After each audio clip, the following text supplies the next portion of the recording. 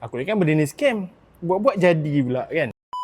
Motor aku ni dalam gambar memang nampak lawa lah. Tapi hakikatnya kalau kita zoom tengok dekat-dekat, tengok ni. Dia punya cover plastik ni pun dah pudar-pudar geng. Jadi aku pun dapatkan satu plastik and rubber treatment ni. Yang ini dia macam satu treatment untuk bahagian plastik yang dah pudar lah. Tapi dia menggunakan sistem spray. Sebelum ni kalau kata nak kilatkan bahagian plastik ni, kena letak taspan lah. Lepas tu kena lap lah. Ini tak payah. Ini dia pakai spray je geng.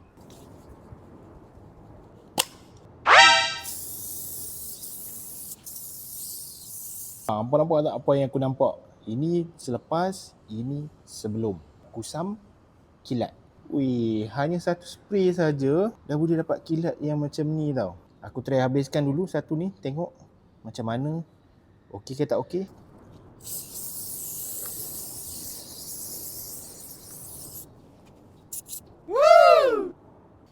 Wih, serius lah. Jadi weh. Nampak tak? Nampak macam baru weh. Mungkin akan ada yang tanya, bang, kalau kena body ataupun tempat-tempat lain okey ke? Okey saja geng. Hanya lap saja dia bagi kain Satu microfiber ni lap saja bahagian-bahagian lain tu, tinggalkan bahagian plastik saja. Kita lap ni, hilap tak hilang bang. Kita biar dulu dalam 20 second macam tu, lepas tu kita lap. Aku ni kan benda ni scam.